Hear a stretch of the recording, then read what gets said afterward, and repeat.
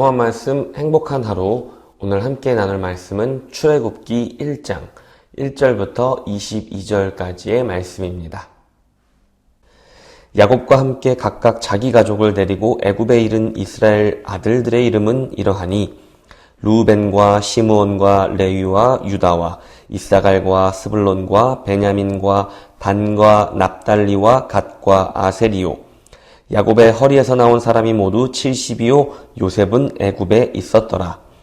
요셉과 그의 모든 형제와 그 시대의 사람은 다 죽었고 이스라엘 자손은 생육하고 불어나 번성하고 매우 강하여 온 땅에 가득하게 되었더라. 요셉을 알지 못하는 새 왕이 일어나 애굽을 다스리더니 그가 그 백성에게 이르되 이 백성 이스라엘 자손이 우리보다 많고 강하도다. 자, 우리가 그들에게 대하여 지혜롭게 하자. 두렵건대 그들이 더 많게 되면 전쟁이 일어날 때에 우리 대적과 합하여 우리와 싸우고 이 땅에서 나갈까 하노라 하고 감독들을 그들 위에 세우고 그들에게 무거운 짐을 지워 괴롭게 하여 그들에게 바로를 위하여 국고성 비돔과 라암셋을 건축하게 하니라. 그러나 학대를 받을수록 더욱 번성하여 퍼져나가니 애굽 사람이 이스라엘 자손으로 말미암아 근심하여 이스라엘 자손에게 일을 엄하게 시켜 어려운 노동으로 그들의 생활을 괴롭게 하니 곧 흙 이기기와 벽돌 굽기와 농사의 여러 가지 일이라. 그 시키는 일이 모두 엄하였더라. 애굽 왕이 히브리 산파 십브라라 하는 사람과 부하라 하는 사람에게 말하여 이르되 너희는 히브리 여인을 위하여 해산을 도울 때에 그 자리를 살펴서 아들이거든 그를 죽이고 딸이거든 살려두라. 그러나 산파들이 하나님을 두려워하여 애굽 왕의 명령을 어기고 남자 아기들을 살림지라. 애굽 왕이 산파를 불러 그들에게 이르되 너희가 어찌하여 이같이 남자 아기들을 살렸느냐?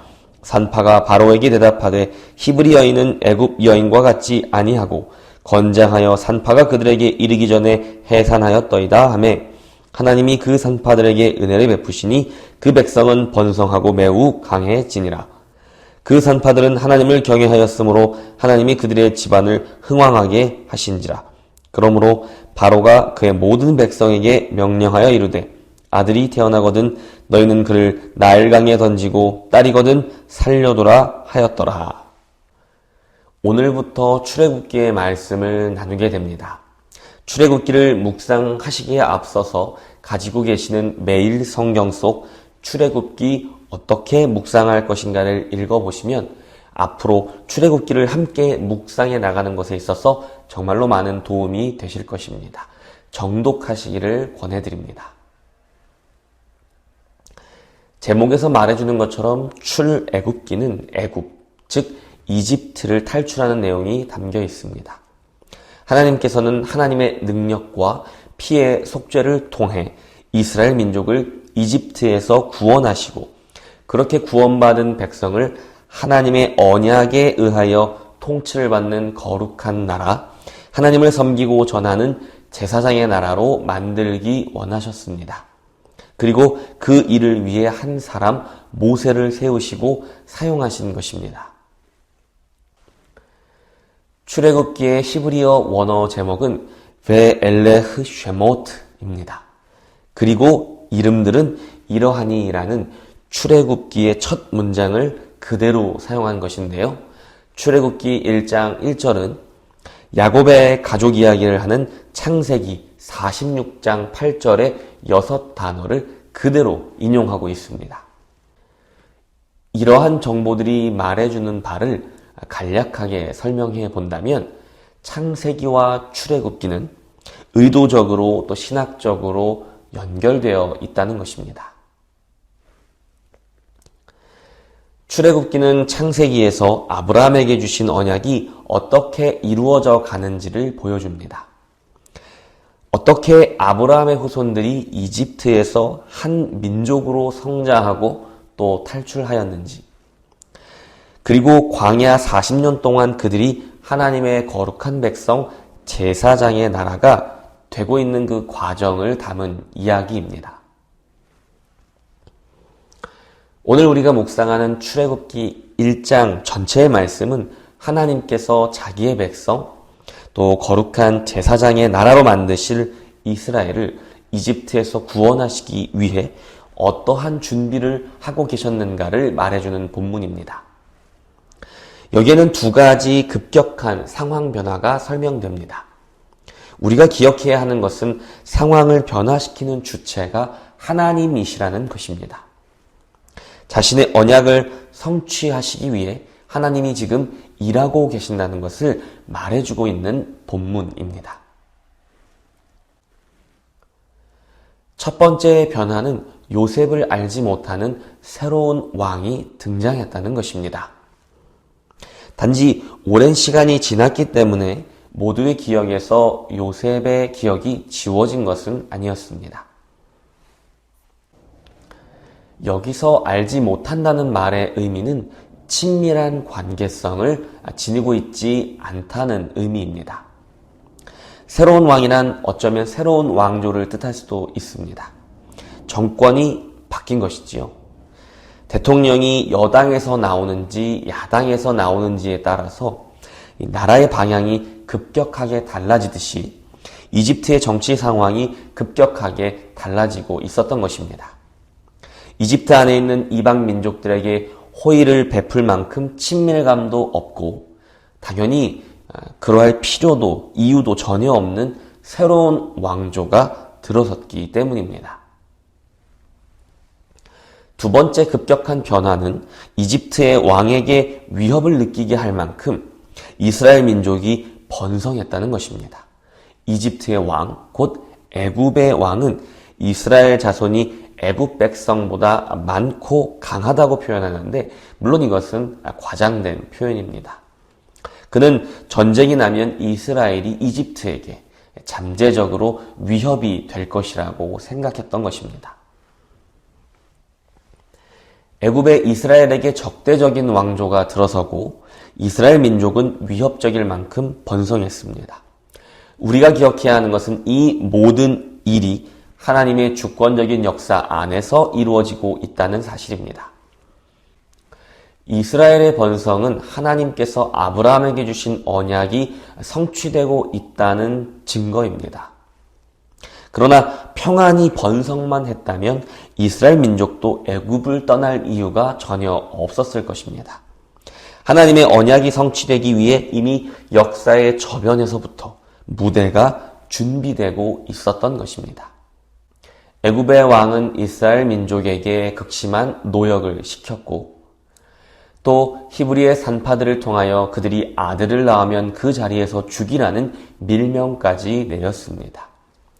출애굽기를 맨 처음 읽었을 원 독자들이나 오늘날 이것을 읽고 있는 누구라도 이 사실을 볼 때에 이스라엘 민족에게 특별한 구원이 지금 필요하며 또 속히 이집트 땅을 떠나야 하겠다라는 생각이 들었을 것입니다. 이 본문이 의도하는 바가 바로 그들에게 하나님의 구원이 필요했고 하나님은 이미 그 구원을 위한 준비를 하고 계셨음을 알려주는 것입니다. 애굽의 왕은 이스라엘 민족에게 적대적이었고 또 그들을 억누르고 핍박했습니다. 첫째로 그는 이스라엘 사람들에게 심한 노역을 부여했고 두 번째로 히브리 산파들을 통해 남자아이들이 태어나면 곧 죽이라고 명령했습니다. 그러나 12절을 보시면 이스라엘 민족은 학대를 받을수록 더욱 번성하여 퍼져갔습니다. 또 갓난아기를 죽이라는 명령은 산파들이 믿음과 지혜로 그것을 거절함으로써 실패로 돌아가게 된 것을 우리는 보게 됩니다. 이 모든 일의 배후에는 하나님의 주권적인 역사가 있었습니다. 하나님은 애굽 땅에 임재해 계시며 거기서 하나님의 뜻을 반드시 이루실 것이었습니다. 그것이 그리고 이미 시작되었습니다. 애굽으로부터 심한 박해를 받으면서도 이스라엘 민족이 오히려 더욱 번성한 것은 하나님께서 아브라함에게 하늘의 별과 바다의 모래알 같은 후손들을 약속하셨기 때문입니다. 그 약속이 이미 이루어져 가고 있었던 것입니다. 애굽의 왕은 어떻게 해서든 그것을 막아보려고 시도하겠지만 그의 모든 시도는 실패로 돌아갈 것입니다. 하나님의 약속과 그 약속에 따라 모든 일이 이루어져 가고 있었기 때문입니다. 오늘 본문의 마지막은 애굽의 왕이 다시금 이스라엘 백성의 번성을 막기 위한 악한 계획을 실행하는 것으로 끝이 납니다. 그는 이스라엘 백성의 번성을 막기 위해 계속 시도할 것입니다. 그는 절대로 자신의 고집을 꺾지 않을 것입니다. 그러나 무서운 사실은 하나님이야말로 자신의 계획을 절대로 꺾지 않는 분이라는 사실입니다. 특별히 그가 약속하신 일이라면 그것은 절대로 변함없이 이루어져야만 합니다.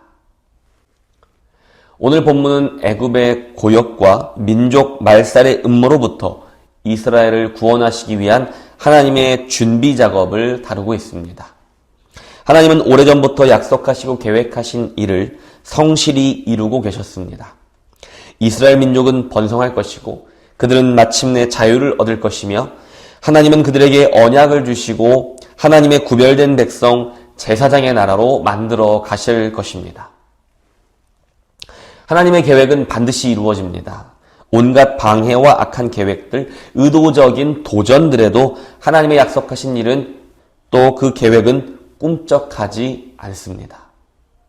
성도님들을 향한 하나님의 계획은 또 약속은 은혜와 평강입니다.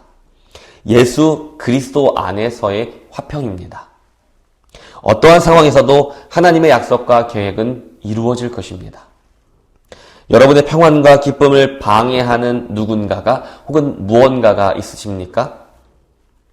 여러분의 평화를 의도적으로 그리고 지속적으로 깨뜨리려는 계획들이 있습니까?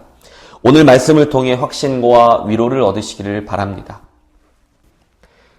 예수 그리스도를 십자가에 못 박음으로 승리를 확신했던 마귀의 계획을 부활이라는 놀라운 계획으로 비웃으신 하나님의 승리를 기억하십시오. 하나님이 약속하신 은혜와 평화는 이미 예수 그리스도의 십자가와 부활로 우리에게 주어졌습니다. 하나님께서는 그 승리의 생명, 영원한 생명, 부활의 생명이 이미 우리의 것이라고 약속하셨습니다. 그 약속은 어떠한 방해에도 반드시 이루어집니다. 우리의 평안과 기쁨은 확실히 보증되었습니다. 이제 하나님께서 이스라엘을 구원하시기 위한 구원의 무대가 마련되었습니다. 꽃잎이 흩날리기 위해 벚꽃이 만개한 오늘처럼 이제 출애굽기는 구원의 꽃을 활짝 피운 채 우리의 묵상을 기다리고 있습니다. 이제 우리는 앞으로 출애굽기의 말씀을 통해 구원의 꽃이 흩날리는 모습을 보게 될 것입니다. 그리고 바로 우리의 매일의 삶 속에서도 구원의 꽃이 흩날리는 것을 경험하게 되실 것입니다. 기대하는 마음으로 출애굽기의 묵상을 시작합니다. 출애굽과 부활의 승리를 기억하십시오. 하나님의 약속은 반드시 이루어집니다.